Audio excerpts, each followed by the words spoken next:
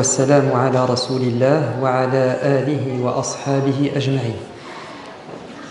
Planter les graines de la foi pour récolter la lumière, je trouve que c'est une très belle image qui rend compte de ce qu'on pourrait appeler l'espérance. Alors l'espérance, qu'est-ce que c'est ? C'est différent de l'espoir. L'espoir, c'est une attitude humaine que tout le monde peut avoir par optimisme. On espère, on a espoir de retrouver quelque chose, on a espoir de réaliser un objectif. L'espoir, finalement, c'est le fait d'avancer, mais toujours avec des doutes. On ne sait pas vraiment si nos espoirs vont se concrétiser. En revanche, l'espérance, elle, est bâtie sur la certitude. L'espérance, c'est spirituel, c'est une attitude qui n'est pas uniquement humaine, mais elle est surtout spirituelle, c'est-à-dire rattachée à Dieu.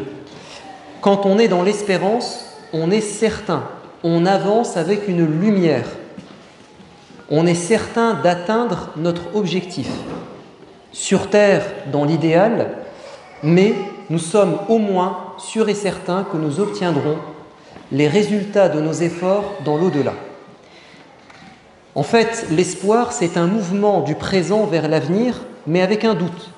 Alors que l'espérance, c'est un mouvement de l'avenir vers le présent avec certitude.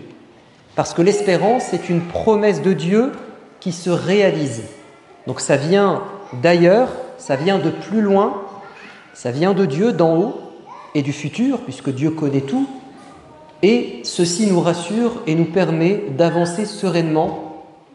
Et même si la mort vient s'interposer entre notre espoir humain et la réalisation de nos objectifs, l'espérance va venir nous dire qu'on retrouvera quand même un salaire, un bénéfice dans l'au-delà.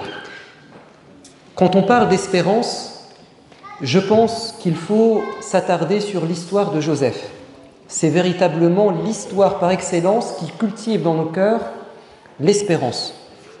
Je vais vous donner des exemples qu'on va essayer d'appliquer dans nos vies. Sachez que cette sourate a été révélée au moment où notre prophète, alayhi salatu wassalam, le messager de Dieu, vivait une période de crise, une période de solitude, puisqu'il avait perdu son soutien affectif et spirituel, son épouse Khadija, et il perdait en même temps son soutien politique. C'était son oncle Abu Talib.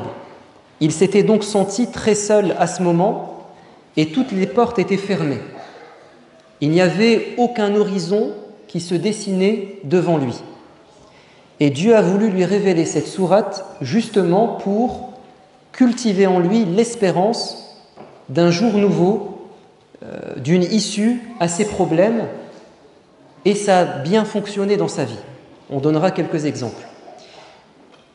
Quand vous étudiez la vie de Joseph ou la sourate Joseph, vous remarquez qu'il y a cette notion d'espérance de retrouver ce que l'on a perdu. Quand on perd quelque chose d'important dans notre vie, on souhaite le retrouver le plus vite possible. Qu'est-ce que Jacob a perdu de si cher ? Il a perdu son fils Joseph. Vous connaissez l'histoire. Il a été jeté dans un puits, puis ensuite vendu comme esclave en Égypte. Mais quand ces grands-enfants qui étaient à l'origine du crime sont venus lui annoncer que son fils était mort, qu'est-ce qu'il a dit ? Il a dit « ce n'est pas vrai, je vais le retrouver ». Et il va avoir cette parole pleine d'espérance « فَصَبْرٌ جَمِيلٌ وَاللَّهُ الْمُسْتَعَانُ عَلَى مَا تَصِفُونَ » Je m'armerai de la plus belle des patiences et Dieu me viendra en aide. Et cette espérance, il l'a gardée toute sa vie. Pendant toute cette période où Joseph était absent, il est resté convaincu qu'il allait le retrouver. Si vous vous souvenez de l'histoire, à un moment donné, les grands frères, les 10, ont pris le cadet, le petit dernier qui s'appelait Benjamin, et ils l'ont emmené en Égypte.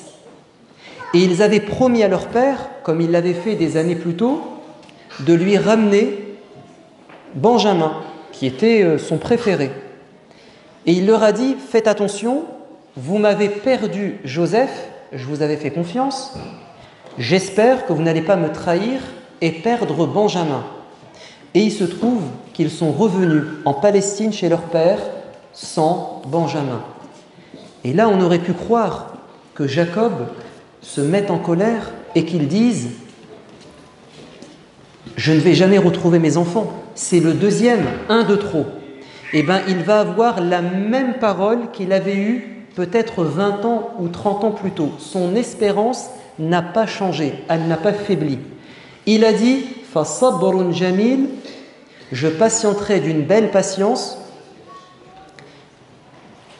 La même parole qu'il a eue auparavant, et il va rajouter Asallahu an ya'tiyani bihim jami'a. Sûrement mon Seigneur va me les ramener tous les deux. Ce qui est quand même incroyable. Et il va rajouter car Dieu innahu huwal alimul hakim. Car Dieu sait tout et il est sage. On voit bien que son espérance est rattachée à sa croyance en Dieu, sa confiance en Dieu.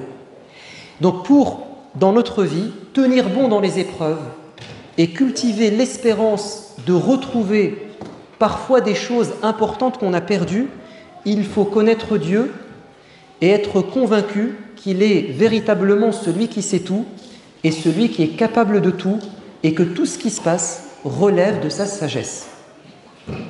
Et il va dire à ses enfants qui, eux, n'étaient pas dans l'espérance Idhabu fatahassasu min Yusufa wa akhih.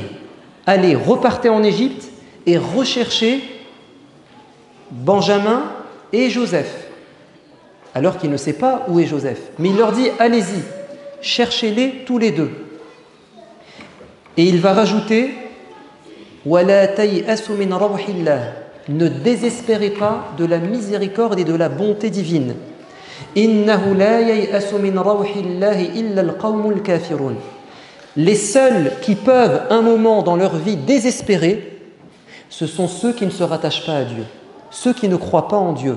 Mais nous qui croyons en Dieu, on ne peut pas désespérer. C'est impossible, c'est contraire à notre foi. Eh bien la bonne nouvelle, c'est qu'il va retrouver Joseph et Benjamin. Il y a plusieurs années, en Chine, un père a perdu son fils. Son fils a été kidnappé alors qu'il avait à peine 2 ans. Bon, parce qu'à l'époque, en Chine, il y a eu la politique de l'enfant unique, voire une dissuasion d'avoir beaucoup d'enfants. Donc, il y avait un marché noir, on kidnappait des enfants et on les vendait à des familles.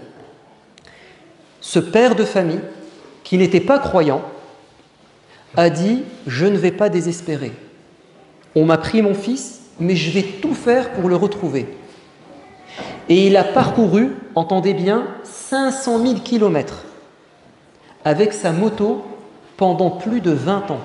Il a fait toute la Chine, tous les villages de Chine, avec sa moto et un drapeau contenant le visage de son petit bébé. Et vous savez, parce qu'il a traversé la Chine à la recherche d'un bébé perdu, il a permis à des parents de retrouver des bébés perdus ou des bébés volés. Et la police a fait des tests. Et il se trouve que son fils, en grandissant, il a fait un test parce qu'il savait que ses parents adoptifs n'étaient pas ses vrais parents. Il a dit peut-être que mon père ou mes parents me chercheront un jour. Et il va faire des tests. Et le père a lui-même fait un test. Et c'est la police qui va réussir à les remettre en contact. Et il retrouve son fils plus de 20 ans plus tard. Il était instituteur. Et c'est passé dans les journaux, il y a plusieurs années. Et ils en ont même fait un film. Ils en ont même fait un film au cinéma. Si un père de famille qui n'est pas croyant, simplement par espoir humain, il a été capable pendant plus de 20 ans de parcourir la Chine, avec toutes les épreuves, son histoire est une aventure incroyable, et qu'au final il retrouve Cela nous indique quelque chose. C'est que notre Seigneur sur terre a installé une règle. Celui qui fait des efforts trouvera un résultat. Au minimum sur terre, et là ça vaut pour tout le monde, et au meilleur des cas, il aura également un résultat dans l'au-delà. Celui qui fait des efforts et qui plante des graines va récolter du bien. Celui qui fait le mal, qui sème le vent, récoltera la tempête. C'est une règle qui s'applique à tout le monde. Alors normalement, si ça marche avec des gens non croyants, on devrait, nous, en tant que croyants, redoubler d'efforts dans le bien, parce que nous savons que nous avons une garantie supplémentaire, c'est que Dieu nous donnera une récompense dans l'au-delà. Donc on a une double motivation, c'est que ça peut fonctionner sur terre, et si ça ne fonctionne pas sur terre, au moins il y aura un résultat satisfaisant dans l'au-delà. L'histoire de Joseph, c'est aussi l'histoire des retrouvailles de fils perdus au sens figuré, parce qu'on peut perdre un enfant de manière physique, comme Joseph et Benjamin, mais on peut perdre ses enfants d'un point de vue spirituel ou moral. Et en réalité, dans la vie de Jacob, il a perdu tous ses enfants. Joseph et Benjamin, les deux derniers, il les a perdus physiquement, alors que les 10 grands, il les a perdus spirituellement, parce qu'ils ont commis un crime. Et ils sont sortis en partie de son cœur, ils l'ont blessé profondément. Et il a cultivé l'espérance que Dieu les guide. Il n'a jamais perdu espoir que ces 10 grands-enfants, auteurs d'un crime, puissent un jour reconnaître leurs erreurs et demander pardon et revenir dans le droit chemin. Et ça nous renvoie vers l'éducation des enfants. Il y a des parents qui éduquent leurs enfants et qui disent, à un moment donné, « Mon enfant s'est égaré. » Oui, au moment présent, ton enfant est égaré, mais tu ne connais pas l'avenir.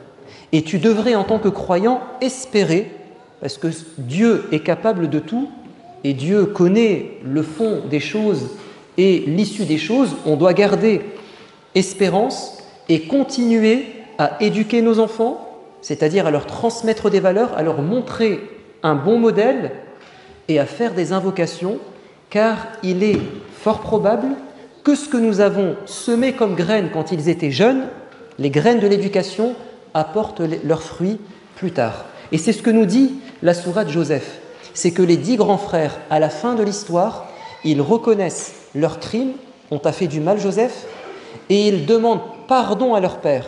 Et leur père leur dit « Sawfa astaghfiru lakum rabbi » je vais demander à Dieu de vous pardonner. Donc c'est aussi un beau message d'espérance dans l'éducation des enfants. Nos enfants peuvent à un moment donné dans leur vie connaître une période de rébellion, une période où ils remettent tout en cause, où ils sont mal influencés, ils font des bêtises, mais si on a fait un bon travail, le naturel reviendra sûrement. Il peut y avoir des exceptions, mais on ne bâtit pas son espérance sur des exceptions. On bâtit nos espérances sur des règles qui s'appliquent de manière générale. Certains aiment à dire qu'il y a des exceptions, comme Noé, qui a éduqué son enfant et il est mort devant ses yeux. Il a suivi le mauvais chemin. Mais vous oubliez une chose, c'est que Noé était marié à une femme qui disait exactement le contraire de ce qu'il enseignait. On avait donc un enfant qui avait 2 parents qui n'étaient pas sur la même longueur d'onde. Le père disait blanc, la mère disait noir. Je suis désolé, la règle, quand on a 2 discours opposés, c'est qu'il y a, à un moment donné, une casse. Parce qu'il y a des influences. Alors, Noé a réussi avec certains de ses enfants et il a échoué avec d'autres. Parce qu'on avait 2 parents qui n'étaient pas investis dans l'éducation de leurs enfants, voire même un construisait, l'autre détruisait. Donc, c'est logique que dans un couple pareil, il y ait des dégâts. Parlons maintenant d'une autre espérance dans la sourate Joseph, c'est celle de perdre son honneur et d'espérer le retrouver. Vous savez que Joseph, quand il s'est retrouvé en Égypte, il a été accusé à tort par la femme du ministre qu'il avait accueilli dans son palais. Elle l'a accusé d'être un homme corrompu, aux mœurs légères, et qu'il fallait absolument le jeter en prison. Et c'est ce qui va se passer. Il va se retrouver en prison alors qu'il était complètement innocent.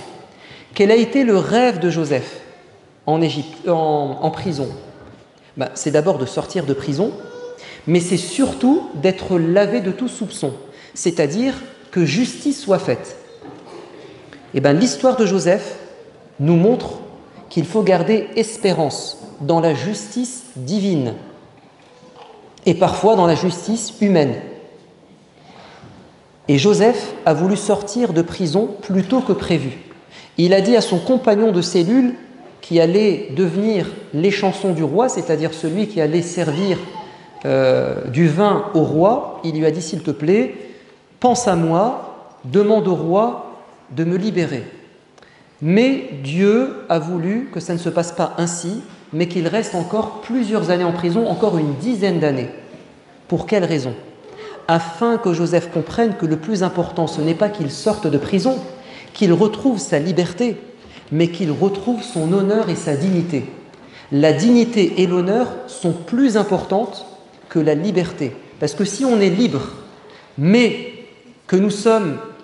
on n'a plus de dignité, on n'a plus d'honneur, et qu'on a vendu nos principes, en tant qu'être humain, on ne sera pas heureux. On préfère parfois rester en prison, mais rester digne dans notre épreuve. Allah Azza wa Jal lui a permis de sortir de prison au meilleur moment. Au moment où le roi avait fait un rêve que seul Joseph pouvait interpréter, et c'est l'interprétation du rêve qui a permis au roi de prendre conscience que Joseph était une personne exceptionnelle et qu'il avait droit à réviser son procès. Et Joseph va dire au roi, je te demande de réétudier mes chefs d'inculpation, je fais appel, et il va interroger celles qui l'ont accusé, c'est-à-dire la femme du ministre et les femmes du banquet, et elles vont toutes reconnaître son innocence, et il va sortir enfin la tête haute, lavé de tout soupçon. C'est un beau message d'espérance dans le fait de retrouver à la fois sa liberté, mais surtout son honneur et sa dignité. Mais ça a pris du temps. Et parfois, ça ne se passe pas sur terre, ça se passe dans l'au-delà. En tout cas, la justice existe, et si elle n'est pas sur terre, nous la connaîtrons dans l'au-delà, et c'est ce qui nous donne espérance, et c'est ce qui nous permet de tenir bon et de rester digne dans les épreuves. Enfin, vous avez dans la sourate Joseph cette idée de retrouver ce qu'on a perdu en termes de santé. Jacob a perdu quelque chose de précieux, c'est sa vue. Il est tombé aveugle à cause de la tristesse qu'il a contenue dans son cœur.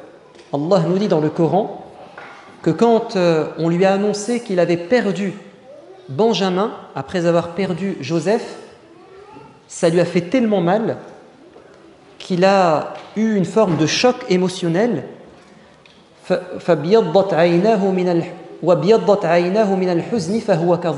Ses yeux ont fini par devenir aveugles. Il a eu la cataracte, le blanchiment du cristallin, à cause de ces émotions qu'il a gardées en lui. Parce que kazama en arabe, c'est garder au fond de soi des choses. Mais il n'a pas perdu espoir. Et comment il va retrouver la vue? Par un miracle. Certes, par un miracle. Ce qui est clair dans cette sourate, c'est que tout ce que Jacob a espéré, il l'a obtenu sur terre. Et si Dieu a révélé cette sourate à son prophète, c'est pour lui dire que Dieu donne aux croyants sur terre avant de lui donner dans l'au-delà. Et cette règle, elle a été répétée à 2 reprises dans la sourate Joseph. Dieu nous dit « Nusibu bi rahmatina man nasha » Nous touchons par notre miséricorde qui nous voulons. Et Dieu va dire « Wallahu la yudi'u ajra al-muslihin » ajra Al-Muhsinin. Dieu ne fera jamais perdre le bénéfice, le salaire, les efforts de ceux qui font le bien. Et à la fin de la sourate, c'est Joseph qui répète cette règle. Innahu man yattaqi wa yasbir. Celui qui fait preuve de patience et qui vit avec la crainte de Dieu et l'amour de Dieu, Dieu ne fera pas perdre le bénéfice et le salaire de ses efforts. Je termine par une autre espérance qui a un rapport avec cette règle. C'est que quand on fait le bien, on va récolter du bien, sur terre avant l'au-delà. C'est l'espérance de réformer la société. Quand on vit dans une société où il y a des problèmes, où il y a des dysfonctionnements, où il y a des injustices, où il y a de la corruption, il faut espérer, par nos efforts, que cette société évolue positivement. Bon, si on ne fait rien, ça ne va faire que s'empirer. Mais si un groupe de personnes s'engage dans cette société pour l'améliorer, pour réparer et corriger ce qui ne va pas, est-ce que ce groupe a des chances de voir un résultat? La réponse est oui. Et Dieu nous le dit clairement dans une sourate. Dieu est aux côtés de ceux qui s'astreignent et s'efforcent à faire dans la société de la réforme. Et Dieu ne conduira jamais une société à sa perte tant qu'il y a des gens qui s'investissent pour l'améliorer. Dieu nous dit « Inna la nudi'u ajra al-muslihin » ou bien « Wa ma kana rabbuka liyuhlika al-qura bi dhulmin wa ahluha muslihun » Dieu ne fera jamais courir une société à sa perte tant qu'il y a des muslihun, des gens qui font le bien et s'investissent pour l'améliorer. Et Dieu ne fera pas perdre les efforts de ceux qui sont des réformateurs. Et l'histoire de Joseph en est une preuve et une démonstration concrète. Joseph s'est retrouvé dans une société complètement pourrie de l'intérieur. Sur le plan moral, on l'a bien vu avec la femme du ministre, et ce qu'elle a voulu faire avec Joseph, et comment son mari a voulu étouffer l'affaire, et il a laissé son épouse finalement continuer dans son égarement, et comment les femmes du banquet ont fait pression sur Joseph pour qu'il aille à l'encontre de ses principes et de sa vertu, et c'est ce qui l'a emmené en prison. Donc sur le plan moral, en tout cas au plus haut niveau de l'État, il y avait de la corruption morale à tous les étages. Deuxième problématique, c'est qu'on avait une société égarée sur le plan théologique, sur le plan religieux. Troisième problématique dont il a fait les frais, c'est que cette société était rongée de l'intérieur par de l'injustice. C'est pourquoi il s'est retrouvé en prison. Joseph sort de prison. Et vous savez quel est son projet, quelle est son espérance? C'est de changer la société. Alors qu'il est le mieux placé pour nous décrire son état de déliquescence et de déchéance et de décadence, puisqu'il était de l'intérieur. Mais d'où lui vient son espérance? D'où lui vient cette idée que je peux, moi, seul, faire avancer les choses? Cette espérance, elle a été nourrie par deux choses: l'éducation de son père et les qualités dont il disposait. De quoi je parle quand je dis l'éducation de son père? Car son père lui a dit quand il était tout jeune, au début de la sourate, « Fais attention, tes frères vont comploter contre toi. Tes frères sont mauvais, ils vont te faire du mal. » Mais il va lui dire « Ton véritable ennemi, ce n'est pas ton frère, mais c'est le diable. » Autrement dit, il a enseigné à son enfant à distinguer le comportement des gens qui peut changer de la nature des gens qui reste une nature humaine. Nous ne sommes pas des diables. Quel que soit le mal que l'on peut faire ou les défauts dont on peut être habité, on reste des êtres humains, donc il y a un espoir que l'on puisse changer. Il lui a dit « Oh mon fils, méfie-toi de tes frères ». évidemment, puisque pour l'instant ils sont méchants avec toi, mais n'oublie pas que notre véritable ennemi, c'est le diable. Parce que lui ne changera pas et il est le mal en personne. Eh bien, sachez que ce qui a aidé Joseph à se réconcilier avec ses frères et à leur pardonner plus tard, c'est exactement cette valeur. Il en a fait un homme de paix et un homme qui garde espoir dans l'être humain. Ainsi, quand il a eu ses frères en Égypte, il a dit « Ô Seigneur, je te remercie de m'avoir fait du bien en ramenant mes parents et ma famille de la campagne de Palestine vers l'Égypte, après que le diable ait semé la discorde entre mes frères et moi. Il a rejeté la faute sur le diable et non pas sur ses frères. » Donc l'éducation de son père a joué un rôle fondamental dans sa vie, dans sa vision de l'autre. On garde espoir en l'être humain. Deuxième chose qui l'a aidé, c'est qu'il avait deux qualités. Si nous les avons, nous pouvons changer une société. Quand il est sorti de prison, vous savez ce qu'il a dit ? Il a dit au roi « Ij'alni ala khaza'inil ard, inni hafidhun alim » Je veux que tu fasses de moi l'intendant et le responsable et le gérant des ressources d'Égypte, on dirait aujourd'hui le Premier ministre ou bien le ministre de l'économie, de l'agriculture. Bon, parce qu'il y allait avoir une crise alimentaire dans 7 ans. Pour quelle raison ? Car j'ai deux qualités. Inni hafidhun, je suis digne de confiance, et alim, je suis un expert, j'ai des connaissances. Alors des connaissances dans la gestion des crises et dans l'agriculture. Et il l'a prouvé de par son explication du rêve qui annonçait une crise alimentaire dans 7 ans, mais surtout dans la solution pour gérer la crise et se sortir de la crise. Et donc il avait un plan bien fait.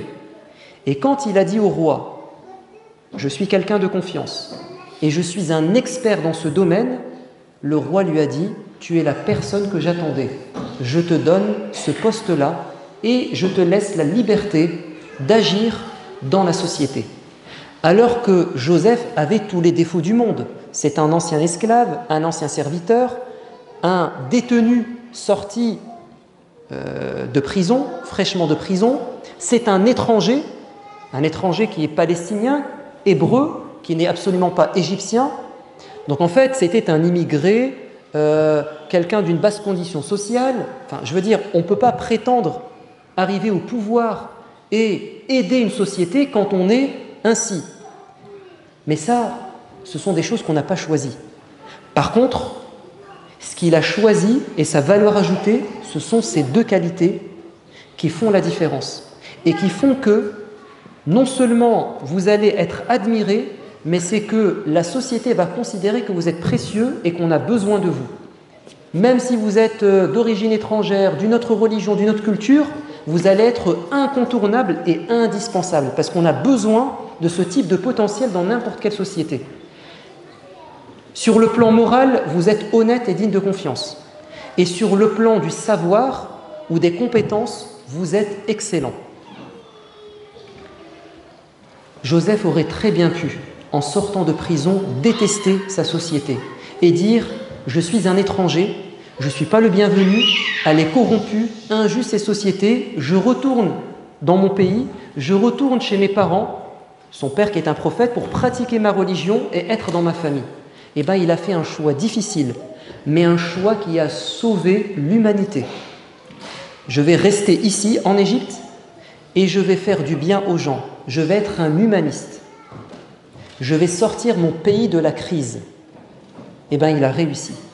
Pendant 15 ans au minimum, il a aidé cette société qui n'était pas la sienne. Eh bien, si Dieu nous a raconté son histoire, du début à la fin, dans ses détails, c'est pour nous donner espérance à nous aujourd'hui. Nous devons planter les graines de l'avenir et de ce que nous allons faire pousser plus tard. On n'est pas obligé de voir les fruits de ce qu'on a planté aujourd'hui, voire durant notre vie. Mais ce qui est sûr et certain, c'est que tout ce qu'on a planté finira par pousser, tôt ou tard, même dans les générations suivantes. Et ce qui est sûr et certain, c'est que nous récolterons au minimum une récompense de notre investissement dans l'au-delà. Donc, Restons dans l'espérance, dans la confiance, dans l'excellence et surtout dans l'engagement et la réforme et l'éducation de nos enfants. Je vous remercie. Wallahu a'lam. Walhamdulillahi rabbil alamin.